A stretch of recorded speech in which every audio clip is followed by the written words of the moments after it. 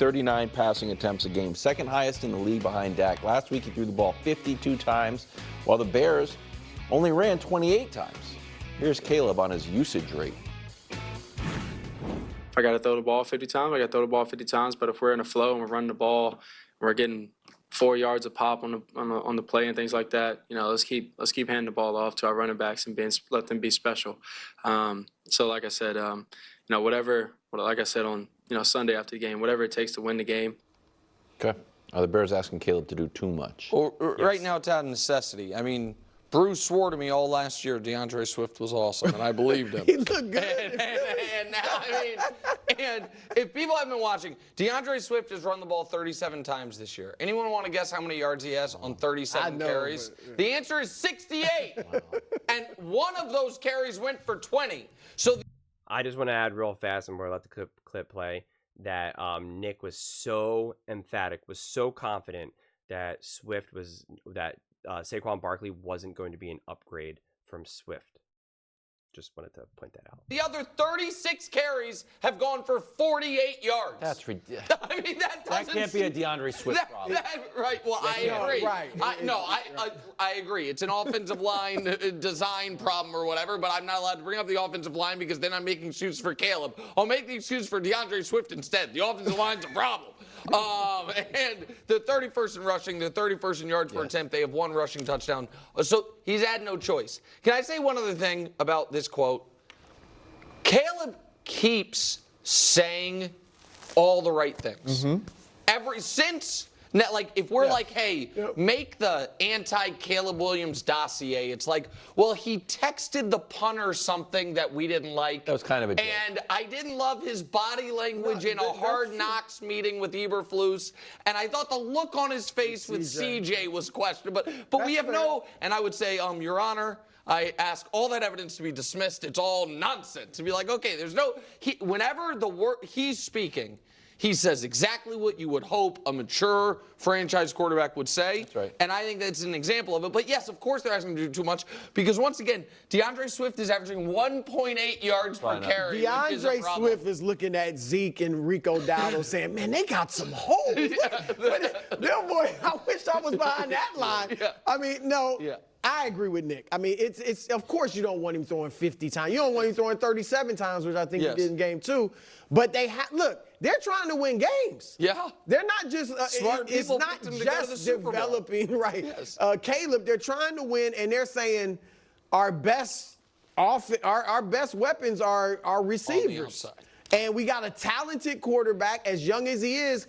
And we'll live with his mistakes because that's what, and we think he'll do some great things in the meantime too. So, yeah, I don't think this is the plan, but it's just what they got to do right now. Yeah, to your point, it's unfortunate that they can't run the ball because this was a really good running team last year, and you just assumed, oh, Caleb's going into a great situation, but he threw 29 times week 1. 37, as you mentioned, week 2, 52 last week. I mean, there's no way within this offense that he's going to not have to throw the ball if they can't run the ball. Can I ask something silly?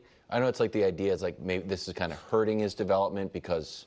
Could it be good for his development? Yeah, it's just like, man, you're going to get a lot here. We might not win, but you're going to throw the ball. He's literally throwing it more than everybody except Dak. So what I would love to see them do is implement more 2 tight end set and allow him to throw to the tight ends. I know you got great talent at receiver, but anytime you start to push the ball down and you know he's kind of struggling with that right now, the closer in proximity, the bigger targets are easier. Look at his comp.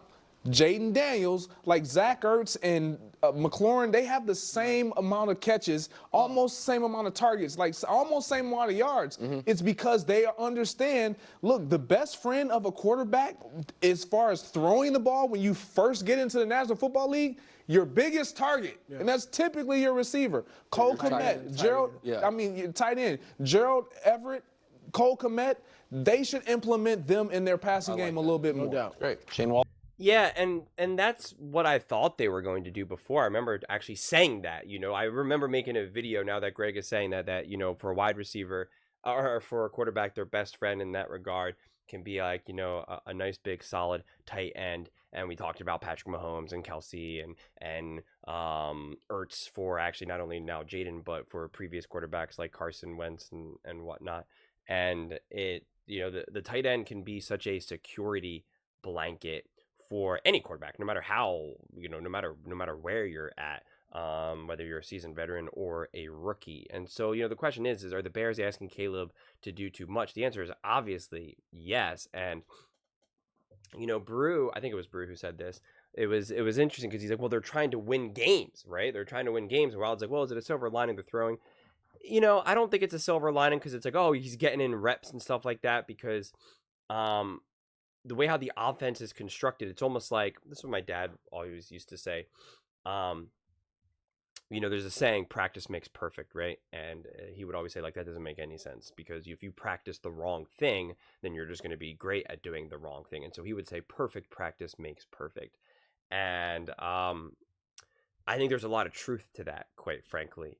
And so the problem with Caleb throwing all of this is that, yeah, it's practice, but it's far from perfect practice. And it's not just because he's a rookie. It's because the game plan, because of, you know, kind of like what Greg is saying of pushing the ball down the field and who you're trying to throw to. Like, if you're going to ask him to throw that much, make the offense then more cohesive. Make the passing game then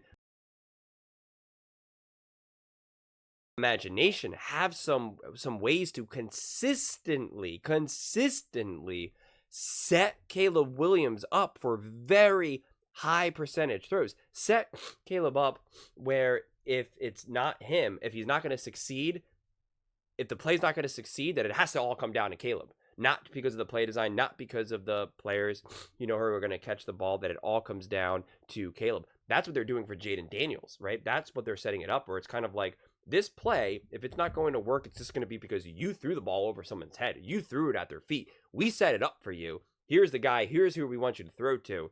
You just have to do it now. They're not doing that for Caleb Williams. And so, yeah, it's definitely just like an unfortunate situation for Caleb and what the Bears are doing. And yeah, we can blame the O-line. We can blame coordinators. We can, you know, there's plenty of blame to go around. And ironically, I think it's okay to not blame Caleb Williams in this situation. It seems like everybody wants to blame him, but I don't know if that's completely necessary personally right now. So yeah, they're in a weird situation right now, and I understand that they're trying to win games, but I think it's like both things can be true.